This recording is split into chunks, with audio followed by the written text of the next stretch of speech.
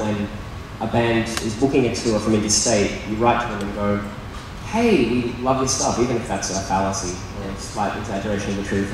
You guys are just excellent. Can we play with you? Can we book a show? Do you want to stay at our house? Do you want to use our amps or something like that? Doing that time and time again so that when you get to a point where you want to tour, especially when you're from Brisbane, which is the underdog always, of being able to write to them and go, hey, remember how we drove you around town and you ate all our food? Well, we're coming to stay at your house now. And that to me is the backbone of independent touring, is having someone's couch to sleep on. It's not blowing all your money on hotel rooms and things like that. And if you make friends in bands, they will book you shows and they will know people in their town who can help you out. If we're talking about the absolute grassroots end of it, yeah, it's just about making contacts, making friends. That's actually a smart move, like offering them stuff before you ask for something. We always direct them to the booking agents because, they're the people who's going to have control over in the first place. So I think that the best way to go about it is to definitely make sure that when you are playing with local bands and things like that, that you get to know who their booking agent is and make that connection then, so that when it comes to the big international acts that are being booked through the same agency, you at least have a contact there who know that you're reliable and who know your music and who you can go through, and that always helps instead of you just being some nobody being like, yeah, that's the thing. I mean, you just I'm really bad at analogies.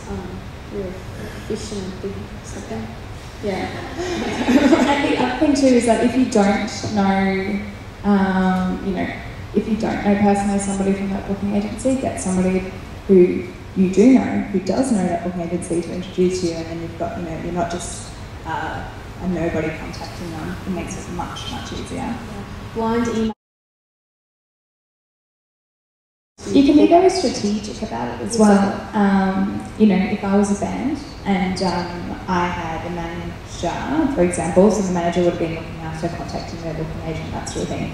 But, let's say there's a great band that's coming over from overseas. I would jump up online to see if they have a blog, if they have a Twitter. I'd follow them on Twitter, or I'd become a Facebook friend, and then I would just make, comments and hope that they'll give me a little bit of attention back. And then once I've got a bit of attention, then try and scoop my stuff to my yeah. Just reply them, or on Twitter, or just things like that, or post their blogs. Yeah.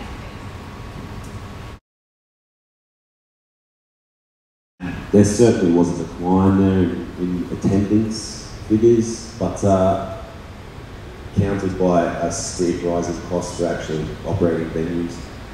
It costs tens of thousands of dollars just to open your doors before you even plug in a speaker. Bands are expensive. We were having a chat about this earlier just amongst ourselves as to why a DJ can be paid $1,000 for a night show, whereas a band might get $100 for a carton of beer. The extra cost involved in live music makes it hard, and like as was mentioned earlier, people are lazy. It's a lot easier to book a DJ and plug them into the sound system than get the sound guy, get the PA set up, get the wedges set up, get the backline organised. So I think a combination of those factors, saw a lot of venues move away from having regular live nights. But the past 18 months, I think there's been a lot more live music going on in venues and areas that were historically electronic based. And I love it when someone comes in with a CD for me. Lots of people send me, MP3 links and links to stuff, but there's so much of it that it's hard. It can be 2 days a week that you can sit there and listen to everything that comes through email. For me, what's worked, people come in, give me something hard, they've gone to that effort, I listen to it. That'd be my advice. I just want to add to what Nick said. Being the guy here who is in bands as well, I've got more shows for the bands that I've helped book for by having face-to-face conversations, handshakes and handing over CDs than I have by every Facebook, Twitter, Tumblr, the whole deal combined. it could just be me, but I think there's too much of an emphasis on new media technology with regards to booking bands. I mean, obviously it's an invaluable service to be able to send someone your MySpace link if they want to hear you, but for me, I don't think anything can be more valuable than making proper contacts in the real world, coming to things like this, having face-to-face conversations.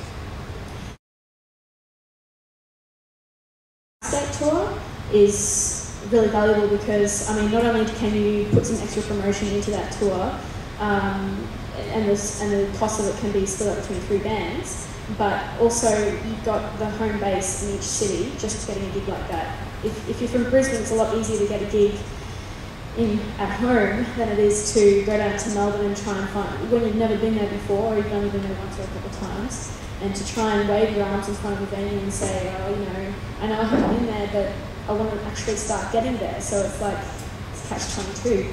So a tri-state tour is really good for so many reasons. If you can find another band that's at your level in the different states to team up with, that's a really good idea. But I think the value of the manager is that it takes the pressure off the band, so the band can just do what they do best, if making music is what they do best, and that they can provide the structure around them so that they can just do that and not have to bother with, you know, where do I have to be, how am I going to get here. The manager could take care of all of that. I would say that from a promoter or venue booker standpoint, it makes no difference if you're self-managed or have a manager, not at all. But from our label perspective, and I know from some of the agents that I work with, that if you, for us as a label, I wouldn't sign a band that didn't have a quality manager. And from a lot of the agents that I work with, I know that they won't sign up a band that doesn't have a quality manager. It's just too difficult.